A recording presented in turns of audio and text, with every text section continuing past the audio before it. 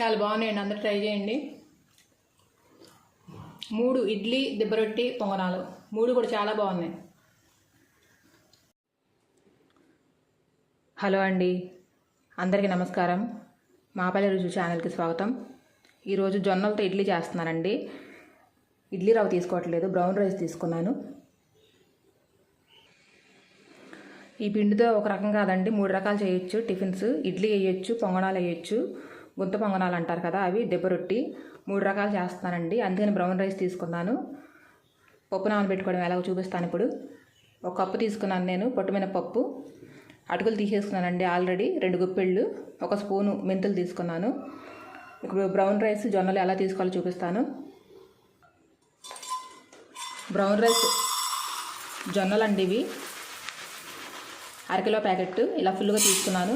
మినపప్పు కూడా దీంతో తీసుకున్నాను కదా, ఇదిగోండి మినపప్పు ఒకటి తీసుకున్నాను, జొన్నలు 2 తీసుకున్నాను, బ్రౌన్ రైస్ ఒకటి తీసుకుంటాను.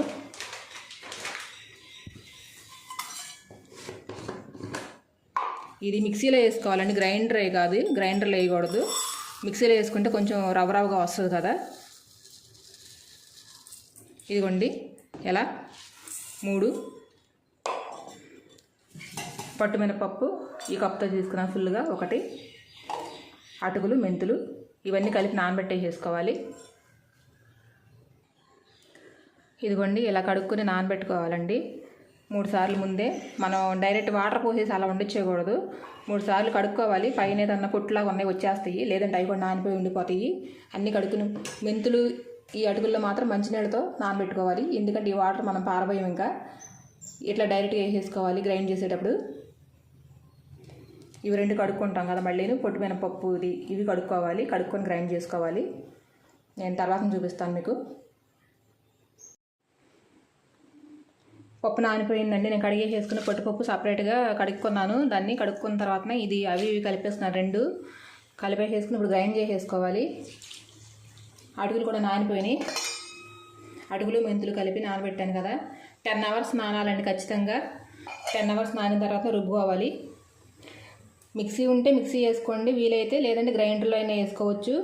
కానీ కొంచెం బరగ్గా ఉండాలి, ఎందుకంటే దెబ్బరొట్టి వేసుకోవాలి, ఇడ్లీ వేసుకోవాలి కాబట్టి కొంచెం బరగ్గా ఉండాలి. పిండి నొక్కగా చూసుకొని వేసుకోండి. నేను గ్రైండ్ చేసుకున్నా చూపిస్తాను మీకు.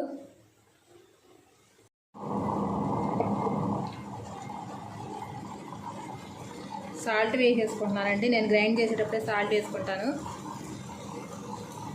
నేను ఉప్పు అది సరిపోయిందో లేదో చూడండి, చట్నీ ఉంటుంది కాబట్టి మన పక్కన. పిండి అరిగిపోయిందండి నాకు, చూసారు కదా, మీకు తెలుస్తుందో లేదో. కొంచెం బరకగా వండించుకున్నాను నేను. మిక్సీలో అయినా మనం బరకగా వండించుకోవాలి, రవ్వలాగా. మనం ఇడ్లీ వేసుకోవాలి కదా, దెబ్బరొట్టె, పొంగనాలు, ఇటు కొంచెం రవ్వ బదులు మనం ఎట్లయినా వేసుకోవచ్చు. ఇది ఫుల్ నైట్ పర్మెంటేషన్ అవ్వాలండి. నేను దోసలకాయలు వేసినప్పుడు సజ్జలు అయ్యి ఎక్కువసేపు పులవక్కర్లేదు, 3 to 4 అవర్స్ అలా పులిస్తే సరిపోతుంది, ఫ్రిడ్జ్లో పెట్టేసేసుకోవాలని చెప్పాను. ఇది ఇడ్లీ వేయాలి కాబట్టి మనం నైట్ అంతా పులవాలి పిండి బయటే, అప్పుడే మనకి ఇడ్లీ గుల్లగా వస్తాయి, లేకపోతే రావు మెత్తగా. సాల్ట్ కూడా వేసేసాను కదా నేను. రేపు వీడియో కొంచెం లెందీ అవుతుంది, ఎందుకంటే దెబ్బరొట్టి, ఇడ్లీ, పొంగనాలు 3 వేస్తాను కదా, మిస్ అవ్వద్దు ఎవరు చూడండి. ఇంకో విషయం అండి, ఎప్పుడైనా మనకి హెల్త్ కోసం కొంచెం మనం టైము కేటాయించాలండి. ఇవి నానటానికి కూడా 10 అవర్స్ తీసుకున్నాం కదా మనం, అలాగే మనం తిన్నది డైజెషన్ అవ్వడానికి కూడా ఇవి టైం పడుతుంది. అందుకని చెప్పేసి నేనే త్వరగా బరువు తగ్గుతారు ఇవి తింటే అని అంటారు. తొందరగా ఆకలియకుండా ఉంటుంది కదా మనకి. తొందరపడకుండా ఈ విషయంలో మనం నిదానంగా ఉండాలి. మనం వండుకునేటప్పుడైనా, దోశలు కాల్చుకునేటప్పుడైనా నిదానంగా కాల్చుకోవాలి. ఇవి ఉడకడానికి కూడా లేట్గానే ఉడుకుతాయి, టైం పడుతుంది. మన కోసం మనం టైం స్పెండ్ చేయడం, మన హెల్త్ కోసం. మనం తీసుకున్న ఫుడ్ని బట్టే కదా మన హెల్త్ కూడా. రేపు నేను మీకు చూపిస్తాను. ఇదిగోండి ఇలా తీసేసుకున్న డబ్బాలోకి మూత పెట్టేసేసుకుని ఇంకా ఓవర్ నైట్ వండేస్తాను బయటే, ఎందుకంటే ఖాళీగా ఉన్న డబ్బాలోనే పెట్టుకోవాలి, పొంగాలి కదా పిండి. నేను మీకు చూపిస్తాను ఎలా పొంగింది ఏంటిది. మరుసటి రోజు మార్నింగ్ అండి, ఇది పిండి పులిసిన తర్వాత చూపిస్తాను అన్నాను కదా, చూడండి డబ్బా కూడా సౌండ్ ఎలా వచ్చిందో చూడండి, ఎలా పర్మనెంట్ అయిందో. ఇలా అవ్వాలి. ఇలా అయితేనే ఇడ్లీ బాగుంటాయి. నేను కొంచెం వేరే సపరేట్గా బౌల్లో తీసుకుంటాను, గిన్నెలో తీసుకొని కొంచెం లూజ్ చేసుకుంటాను. ఎంత గట్టిగా ఉంటే ఇడ్లీ సాఫ్ట్గా రావండి. కొంచెం సపరేట్ తీసుకుంటాను నేను. మొత్తం ఒకసారి అలా కలిపేసుకోవాలి. కలిపేసుకున్న తర్వాత అప్పుడు మనం గిన్నెలోకి తీసుకోవాలి. కావాల్సినంత తీసుకొని మిగతాది పక్కన పెట్టేసుకోవాలి.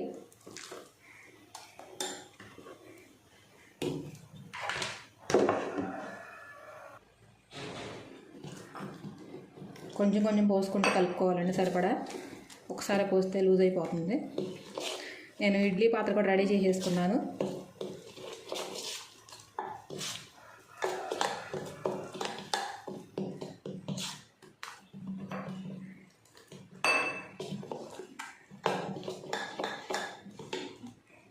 చాలు, ఇలా చాలు.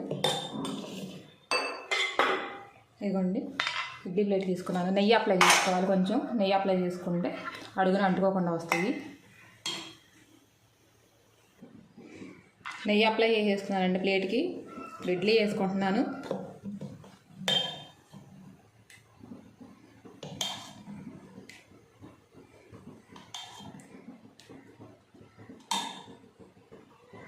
ఇవన్నీ ఇడ్లీ వేసుకున్నాను. ఇడ్లీ పాత్ర నేను స్టవ్ వెలిగించి పెట్టేసుకున్నాను ఆల్రెడీ, నీళ్ళు పోసి. ఇడ్లీ రేకులు తీసుకెళ్ళి దానిలో పెట్టేసుకుంటాను నేను. నీళ్లు వేడైనాయండి. నేను అందులో ఒక నిమ్మ మొక్క వేసుకున్నాను, ఎందుకంటే అడుగున వాటర్ పట్టేస్తుంది కదా తెల్లగా, అలా పట్టకుండా ఉంటుందని చెప్పేసి అని ఇడ్లీ పెట్టేసుకుంటున్నాను. 20 minutes దాకా ఉడకాలండి.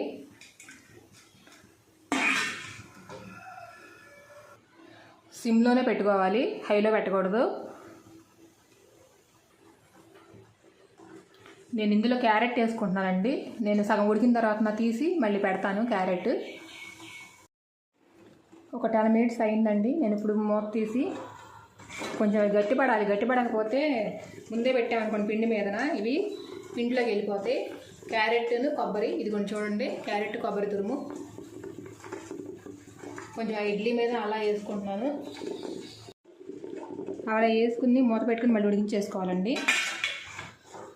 మధ్య మధ్యలో చూసుకుంటూ ఉండాలి, ఆవిరి నీళ్ళు ఇడ్లీ మీద పడుకోకుండా. మూత తీసి ఆ నీళ్లు వంపేసేసుకుంటూ ఆవిరి ఉండాలి.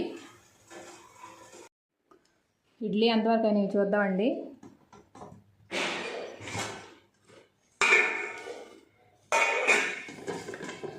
అయిపోయినాయి. ఇవి అయిపోయినాయని తెలియడానికి మనం ఇట్లా చేయబెట్టినప్పుడు జిగురులాగా అంటుకోకుండా ఉండాలండి, అప్పుడు అయిపోయిద్ది. మనం కొంచెం జొన్నలకి మనకు జిగురు వచ్చే గుణం ఉంటుంది, ఆ జిగురు మన చేతికి అంటుకోకుండా ఉంటుంది. అప్పుడు అయిపోయినట్టే. నాకు 20 నుంచి 30 minutes పట్టింది ఇడ్లీ ఉడవడానికి. నేను తర్వాత తీసి చూపిస్తాను. స్టవ్ ఆపేయంగానే మనం తీయకూడదు, కొంచెం మూత పెట్టేసి ఒక 5 minutes అందులో వదిలేయాలి. వదిలేసిన తర్వాత తీసుకుందాం. 5 minutes అయిపోయిందండి, తీసేసుకుంటున్నాను.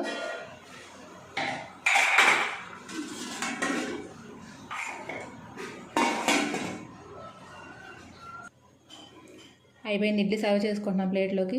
చూడండి ఎంత బాగా వచ్చినాయో.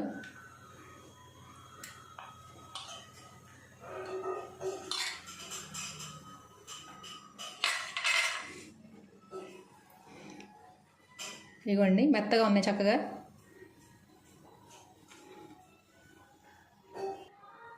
నేను టేస్ట్ చేసి చెప్తాను. మరి రవ్వ ఇడ్లీ అంత ఇదిగా ఉండవండి. జొన్నలు కదా ఇవి.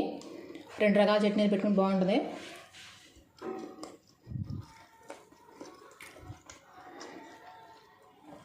బాగున్నాయండి. నేను ఒకదాని తర్వాత ఒకటి చూపిస్తాను. ఇప్పుడు ఇడ్లీ వేసాను కదా, దెబ్బరొట్టి వేస్తాను, నెక్స్ట్ పొంగనాలు వేస్తాను. కన్ఫ్యూజ్ అవ్వకుండా ఉంటారు కదా వీడియో చూసిన వాళ్ళు, అంతే ఇట్లా వేస్తాను.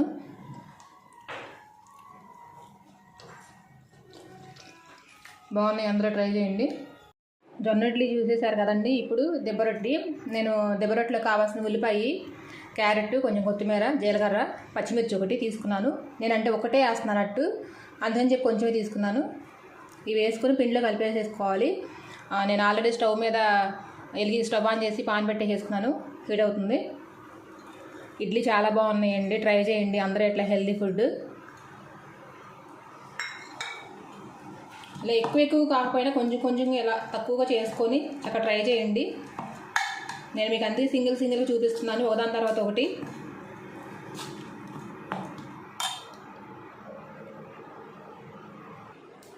పిండి కలిపేసుకున్నానండి నేను. దోశ కూడా ఇప్పుడు దెబ్బరొట్టి కూడా వేసేసుకున్నాను. పొంగనాలు కూడా సేమ్ ఉల్లిపాయ క్యారెట్ అవన్నీ అట్లా వేసుకోవచ్చండి. కానీ దానిలో ఇంకొకటి నేను మీకు చెప్పలేదు, చూపించలేదు కూడా. అది వేస్తాను ఇంగ్రీడియంట్, మీరు చూడండి. ఇది మందంగా, దెబ్బరొట్టి అంటే మందమే కదా, మనం పిండి ఎలాగో అనేకూడదు. నేను ఒక్కట్టు సరిపోయినా తీసుకున్నాను పిండి. ఆయిల్ వేసుకుంటున్నాను. మందంగానే ఉండాలండి దెబ్బరొట్టి, లోపల ఉడుకుతుందన్నమాట, మగ్గాలి. కొంచెం ఆయిల్ అలా వేసుకుంటూ ఉండాలి. వేడి మీద తింటేనే బాగున్నాయండి ఇడ్లీ, చాలా బాగున్నాయి, ట్రై చేయండి. నాకు ఆకలి వేసి తినేసేసానండి. తర్వాత నేను అట్టేసి చూపిస్తున్నాను దెబ్బరొట్టి. మూత ఏమైనా వేయాలండి పైన మగ్గడానికి, లోపల ఆవిరి మీద. నేను ఇదిగోండి, నాకు దీనికి సరిపోని ఏమీ లేదు, ఇడ్లీ పాత్ర మీద మూత ఉంటే అలా వేస్తున్నాను నేను.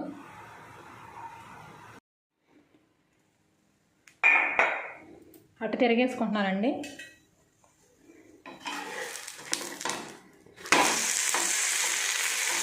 చూడండి ఎంత బాగా వచ్చిందో. కొంచెం ఇలా అనుకోండి, కొంచెం నొప్పులు పెట్టుకుంటే లోపలికి ఎయిర్ ఫామ్ అయ్యి కొంచెం బాగా కాలుతుంది. ఇప్పుడు ఇంకా మూత పెట్టక్కర్లేదు, ముందు మూత పెట్టాం కదా మనం, చాలు. సిమ్లో పెట్టి కాల్చుకోవాలండి, హైలో పెట్టకూడదు, టైం పడుతుంది, దెబ్బరొట్టి కదా. దెబ్బరొట్టి కూడా కాలిపోయిందండి, చూడండి చక్కగా కాలింది. రెండు వైపులా ఇలా కాల్చేసుకున్నాం కదా. స్టవ్ ఆఫ్ వేసేసుకున్నాను, నేను తీసేసుకుంటున్నాను. నెక్స్ట్ పొంగనాలు వేస్తాను. ప్లేట్లోకి తీసేసుకున్నానండి.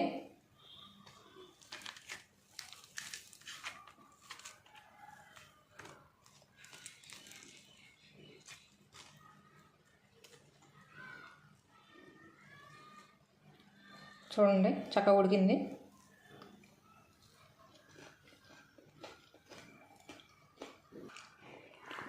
దోశ కూడా బాగా వచ్చిందండి, దెబ్బరొట్టే. నెక్స్ట్ పొంగనాలు అన్నాను కదండి, ఇదిగోండి పచ్చిశనగపప్పు నానబెట్టి వండించుకోవాలండి ఉదయాన్నే. ఇది కచ్చాపచ్చిగా మిక్సీ వేసుకుని పిండిలో కలుపుకోవాలి, బాగుంటాయి అప్పుడు. పొంగనాలకి పిండి రెడీ చేశానండి. ఈ స్టఫ్ అంతా ఉల్లిపాయ, పచ్చిమిర్చి, క్యారెట్ ఇవి దెబ్బరొట్లకి ఎలా వేసానో అట్లాగే, అందుకని మీకు చూపించలేదు వీడియోలో ఎంత అయిపోతుందని చెప్పేసి. కొంచెం జీలకర్ర వేసాను, ఇప్పుడు ఉప్పు కొంచెం వేసుకోవాలి, ఎందుకంటే మనం అవి ఉల్లిపాయలు వేసాము. మళ్ళీ నేను పచ్చిశనగపప్పు చెప్పాను కదా మీకు, కచ్చపచ్చి గ్రైండ్ చేసుకోవాలని. ఇదిగోండి అట్లా కొంచెం బద్దలుగా ఉన్నా కానీ పర్లేదు, మీకు ఇది చూపించాలని చెప్పేసి నేను ఆపాను. అవి కలిపేసాను మిగతా అవి. ఇది కలిపి నాకు చూపిస్తాను. పాన్ కూడా పెట్టేసినాను, వేడైపోయింది. ఇదిగోండి ఇలా బద్దలుగా ఉన్నా పర్లేదండి, కచ్చాపచ్చిగా అట్లా వేసుకోవాలి, కలుపుకొని వేసేసుకోవడమే. నేను ఆయిల్ వేసేసాను పాన్లో, చూపిస్తాను మీకు. పాన్లో ఆయిల్ చూసారు కదా, దీన్ని కొంచెం ఇలా వేసుకోవాలి మొత్తం.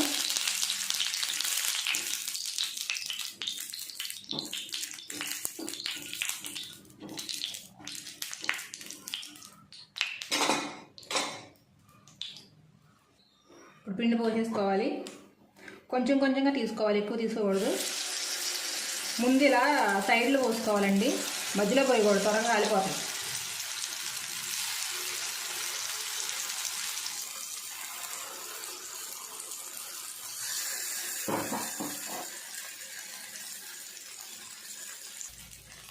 అయిపోయింది, వేసుకున్నాను. ఆయిల్ ఉంది కదా, మళ్ళీ తర్వాత టర్న్ చేసినప్పుడు చూపిస్తాను. మూత పెట్టుకొని కాల్చుకోవాలి, మగ్గుతాయి, ఉడకాలి. ఇట్లా మూత పెట్టేసుకోవాలి. ఒకసారి మూత తీసి ఆయిల్ వేసుకుందామండి. కొంచెం తిరగేసుకునే ముందు కొంచెం ఆయిల్ వేసుకోవాలి. ఎక్కువ అక్కర్లేదండి, ఇది డీప్ ఫ్రై ఐటెం కాదు కదా, చక్కగా మనం ఇలా వేసుకొని తినొచ్చు. పునుగులు అలాంటివి అయితే డీప్ ఫ్రై కాబట్టి భయపడతాం తినటానికి. ఇవి లైట్ ఆయిల్ కాబట్టి. పిండి కూడా జొన్న పిండి, బ్రౌన్ రైస్, మినప్పప్పు అన్ని రకాలుగా మంచివే. సిమ్లో పెట్టుకొని కాల్చుకోవాలి.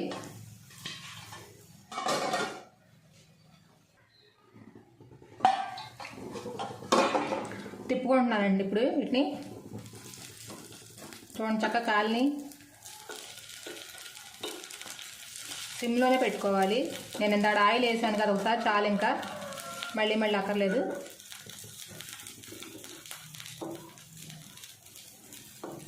ఏంటంటే మనం పునుగులు అట్లా డీప్ ఫ్రై చేసి తింటాంగా, అట్లా తినకోకుండా.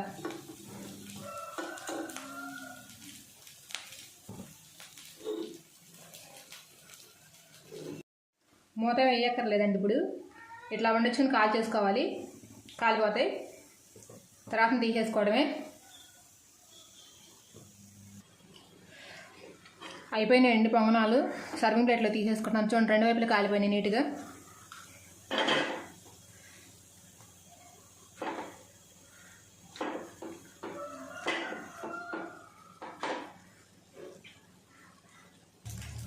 ఇంకోసారి ఏం చేసుకున్నానండి నేను, అవి ఉడుకుతూ ఉంటాయి. నేను ఈలోపు ఇవి చేసాం కదా, ఆల్రెడీ ముందే తీసుకున్నాం కదా, అవి టేస్ట్ చేసి చెప్తాను ఎలా ఉన్నాయో.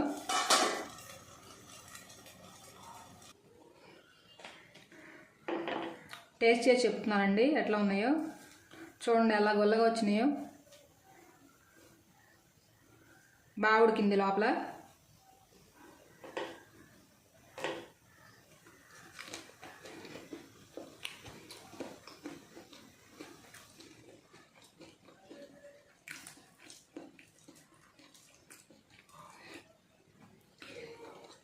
చాలా బాగున్నాయండి, అందరూ ట్రై చేయండి. 3 ఇడ్లీ దిబ్బరొట్టి పొంగనాలు 3 కూడా చాలా బాగున్నాయి.